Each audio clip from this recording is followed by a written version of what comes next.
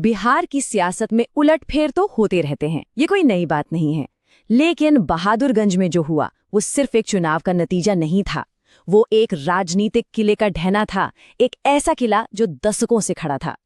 तो चलिए आज इसी कहानी की तह तक चलते हैं और समझते हैं कि ये सब हुआ कैसे। ये कहानी है एक ऐसी सियासी बदलाव की जिसने बहादुरगंज का पूरा समीकरण ही बदल कर रख दिया। देखते हैं कि आखिर ये मजबूत किला ढहा तो ढहा कैसे।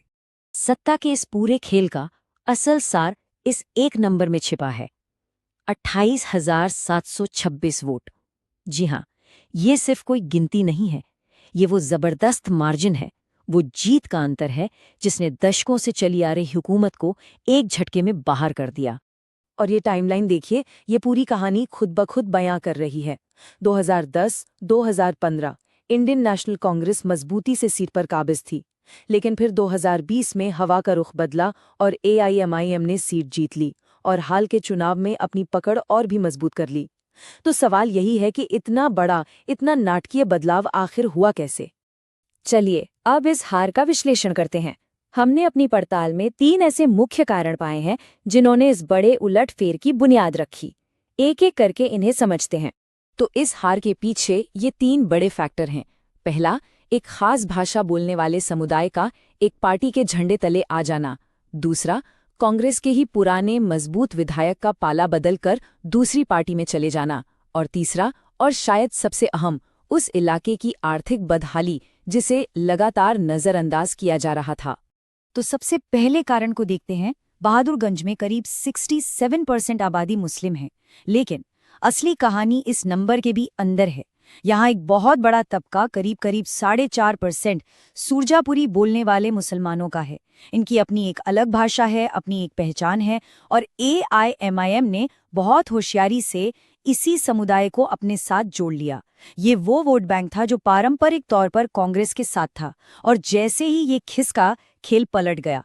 अब आते हैं दूसरे और शायद सबसे बड़े कारण पर, मोहम्मद तौसीफ आलम। ये नाम बहुत जरूरी है। 15 साल से कांग्रेस के विधायक थे, लेकिन चुनाव से ठीक पहले वो AIMIM में शामिल हो गए। इससे एक बात साफ हो गई कि उनका जो अपना नेटवर्क था, लोगों से उनका जो सीधा जुड़ाव था, वो पार्टी के नाम से कहीं ज्यादा मजबूत था।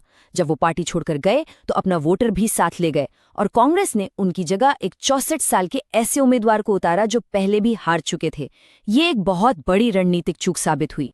चलिए अब उस पहलू पर चलते हैं जो अक्सर बड़ी बड़ी राजनीतिक बहसों में कहीं खो जाता है, जमीनी हकीकत।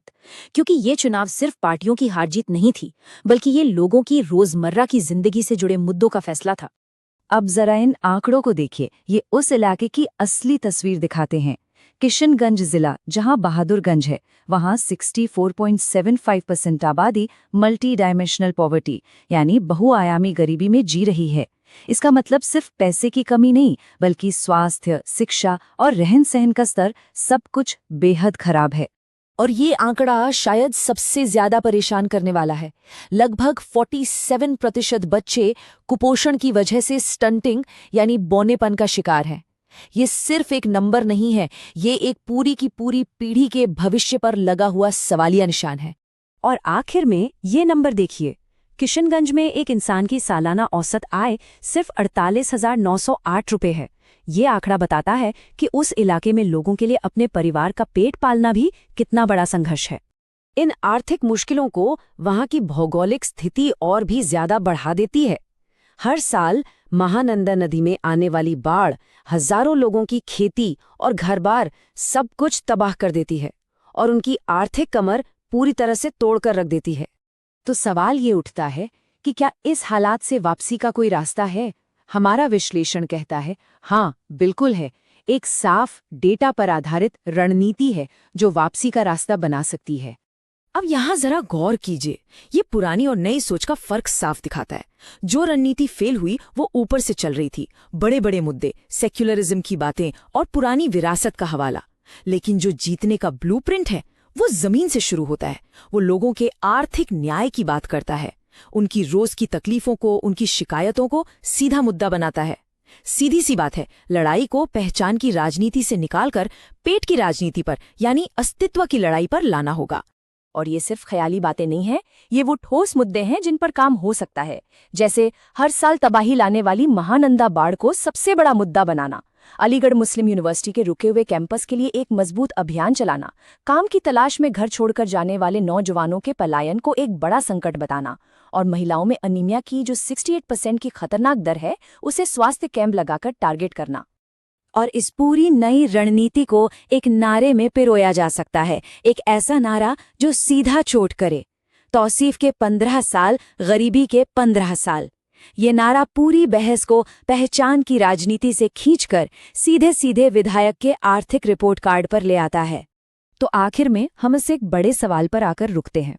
क्या आज के ध्रुवीकरण के माहौल में, जहां पहचान की राजनीति इतनी हावी है, वहां रोटी, कपड़ा, मकान और बाढ़ जैसे असल बुनियादी मुद्दों पर खड़ा किया गया अभियान लोगों को अपनी तरफ खींच सकता है? इसका जवाब जो भी होगा, वही बहादुरगंज का भविष्य तय करेगा।